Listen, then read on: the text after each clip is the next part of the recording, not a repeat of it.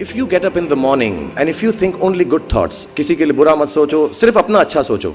मैं बड़ा सेल्फिश आदमी हूं और मैं बिलीव करता हूं कि अगर दूसरों का सोचने का मौका ना मिले, अपने लिए भी सिर्फ अच्छी बात सोचो। ये मत सोचो कि दूसरा हार जाए, ये सोचो कि मैं कैसे जीतूं।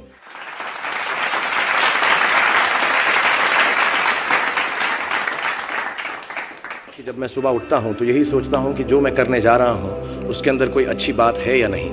और मैं बहुत किताबें पढ़ता हूं। As a matter of fact मेरे पास खुद कुछ 15 या 20 हज़ार किताबें मेरे पास घर में हैं और मैं हर वक्त दिन में 3 किताबें एक साथ पढ़ता हूँ। एक मैं अपनी गाड़ी में पढ़ता हूँ जब काम पर जा रहा होता हूँ, एक मैं सोने से पहले पढ़ता हूँ और एक, आप ज़्यादा ना हंसे तो बताऊँ, बाथरूम में पढ़ता हूँ। सो आई रीड ऑल 3 बुक्स। और मैंने बहुत सारी सेल्फ हेल्प और सेल्फ रियलाइजेशन की किताबें भी पढ़ी हैं, लेकिन इस किताब की एक यूनिकनेस है।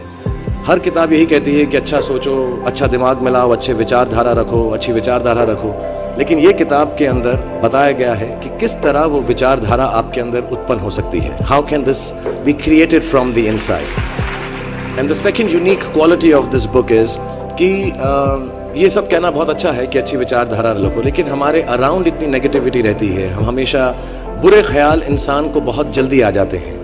बट ये किताब के अंदर ये भी बताया गया है कि कैसे वो सेंटर को, वो सोर्स को टैप करके हम बुरे ख्यालातों से बचें। As a matter of fact ये हमारी ज़िंदगी की सबसे बड़ी लड़ाई होनी चाहिए। मैं इस किताब में से 2 पंक्तियाँ आपको बताना चाहूँगा कि हमें लगता है कि विचारों वाला रावण ज़्यादा शक्तिशाली है, पर उसे ताकत कहाँ से मिलती है? उसे ताकत हमसे ही मिलती है, हमारी सोच से मिलती है। इस किताब में उस सोर्स को कंट्रोल करना सिखाया गया है। और मैं इस्लामिक रिलीजन का हूँ, मैं मुस्लिम हूँ। हमारे में एक वर्ड है जो बहुत मिसयूज़ होता है, जिहाद। जिहाद का भी थॉट प्रोसेस बिल्कुल यही है कि हमारे अंदर जो बुरी सोच है उसको कॉन्कर करना, उसके लिए लड़ना, उसे जिहाद कहते हैं। बाहर सड़कों पे लोगों को मारने को जिहाद नहीं कहते। 2-3 बातें और कहूँगा लोगों के बारे में जिन्होंने मुझे यहाँ पर बुलाया है, इनसे मेरी मुलाकात हुई और बहुत अच्छा लगा मुझे। जैसा मैंने कहा कि सुबह उठते ही अच्छी थॉट्स सोचो। इस किताब में 2-4 लाइनें और ऐसी हैं जो मुझे लगता है हमको सोचने पर मजबूर करती हैं। If you get up in the morning and if you think only good thoughts, किसी के लिए बुरा मत सोचो, सिर्फ अपना अच्छा सोचो। मैं बड़ा सेल्फिश आदमी हूँ और मैं बिलीव करता हूँ कि अगर दूसरों का सोचने का मौका ना मिले, अपने लिए भी सिर्फ अच्छी बात सोचो। ये मत सोचो कि दूसरा हार जाए, ये सोचो कि मैं कैसे जीतूं। It's only a way that you can turn around the same thought. Because as this book says, विश्व में किसी भी चीज के भौतिक निर्माण से पहले उसका विचारों में निर्माण होता है, which is true. I believe all things created in this world are created by our own thoughts. जो विचार होश और जोश में किए जाते हैं वे ही हकीकत को बदलते हैं। दुनिया वैसी नहीं है जैसा आप सोचते हो, दुनिया वैसी है जैसे आप हो। सो जो भी आपको कभी कभार दिल में आता है कि ये इंसान में से अच्छाई नहीं कर रहा है, ये घटिया है, ये बुरा है, ये जो सिचुएशन है अच्छी नहीं है, as a matter of fact अगर आप अपना नजरिया बदल के रात को सोने से पहले उसी आदमी के बारे में उसके पॉइंट ऑफ व्यू से देखें, उसी सिचुएशन को एकदम नेगेटिविटी के बिना देखें, तो आपको मालूम पड़ेगा कि सिचुएशन इतनी बुरी नहीं है। आपके अराउंड जो लोग हैं, दोस्त हैं या दुश्मन जिन्हें आप समझते हैं, वो एक्चुअली दुश्मन नहीं हैं। So it is the way you think of the world, that is how the world will look to you, is the most important aspect of this book. मुझे अपनी भी मुझसे पूछा इन्होंने सवाल, मैंने पूरा जवाब नहीं दिया कि मैं जब छोटा था तो कैसा सोचता था। मैं सोचता था कि इतना बड़ा स्टार बन जाऊंगा। आई रिमेंबर मैंने टीवी में एक सीरियल किया था, आप लोग शायद बहुत सारे यहाँ पे छोटे इन्होंने देखा नहीं होगा, एक फौजी सीरियल किया था मैंने। एंड पहली बार जब मैं सड़क में जा रहा था तो मैंने देखा 2 औरतें 3 व्हीलर में हैं और सडनली उन्होंने मुझको देखा। मेरा नाम उस सीरियल में अभिमन्यु राय था, फौजी में। और सडनली उन्होंने मुझे देखा और मैंने नोट किया कि उनके मुंह पे इतनी बड़ी मुस्कान आ गई है मुझे देखते ही कि हाय शाहरुख शाहरुख, ऐसा करके वो चिल्लाने लगे। And to me the greatest moment in my life and the greatest desire in my life became कि मैं लोगों को मुस्कुराने की रीजन दे सकूं, उनको मुस्कुराने का रीजन दे सकूं। तो जब मैं मुंबई आया, जैसे जवान लोगों के थॉट्स होते हैं कि मैं बहुत पैसे कमाऊंगा, बहुत नाम कमाऊंगा, बड़ा घर करूंगा, मेरे दिमाग में 2 मेन चीजें इन सब मटेरियल चीजों के पीछे थी। आज मेरे पास अल्लाह के फजल करम से सब है, लेकिन इन चीजों के पीछे, ये गाड़ी मांगने के पीछे, घर मांगने के पीछे, और मुझे लगता नहीं ये बुरा है। I think all of you should imagine all the good material things that you want, but behind them there were two good thoughts. One, मेरे माँ बाप की डेथ हो चुकी थी एंड मेरे दिल में एक ही अरमान था कि अगर मुझे कोई बड़ा फिल्म फेयर का जैसा अवार्ड मिले तो वो मैं अपनी माँ की याद में अर्पित कर सकूं। तो my main dream was that I should win the award and become so big that my mother can see me from heaven. मेरे दिल में ये था। और दूसरी बात ये थी कि जो भी मैं काम करूं, जितने साल भी मैं काम करूं, मैं लोगों को मुस्कुराने के रीजंस देता रहूं। So my thoughts were always very positive.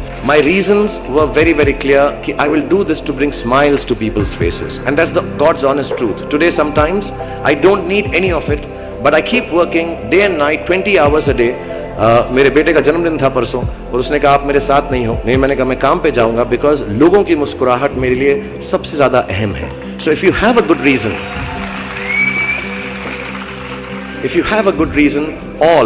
all your thoughts and beliefs and everything that you want in this material world will come through.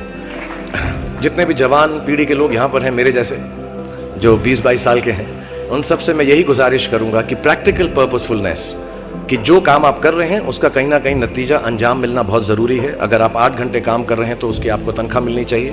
अगर आप फिल्मों में काम कर रहे हैं तो आपको उसके लिए अवार्ड मिलना चाहिए। जो भी मटीरियल चीज़ आपके दिल में है उसकी आस्था, उसका दिमाग में उसको हमेशा रखें। मैं कभी भी किसी बच्चे को ये नहीं कहूँगा कि सारी ज़िंदगी सोशल वर्क में गुजार दो, अच्छे काम करो, सिर्फ प्रेयर करो। No, I think you should go and get what you want in life, all the material things. You should have a big house for your family. You should have a good car for your elder parents. You should be able to educate your sister and your daughter to the best possible way that you can. Please do all that.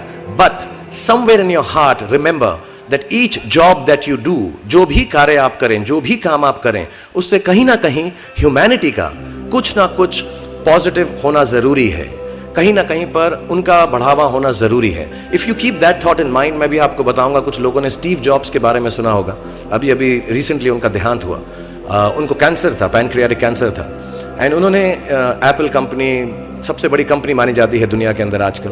उन्होंने अपने अंतिम समय में 6 महीने में realise किया कि जब भी मुझे मालूम पड़ा कि अब मेरी मौत करीब है, मुझको फेलियर और सक्सेस दोनों का डर या उससे खुशी खत्म हो गई। मेरे दिल में सिर्फ एक ही बात थी कि जब भी मैं कोई चीज बनाऊंगा, कंप्यूटर बनाऊंगा या कोई भी गुड बनाऊंगा, उससे इंसानों का, ह्यूमैनिटी का क्या फायदा होगा। So I want to tell all the youngsters, please do whatever you want to do in terms of being well off materially, but somewhere keep a spiritual thought that the world should be a better place because you were born in it. बुरे लोगों की संगत करके अगर व्यक्ति बिगड़ सकता है तो अच्छे लोगों की संगत करके बन भी सकता है साहब।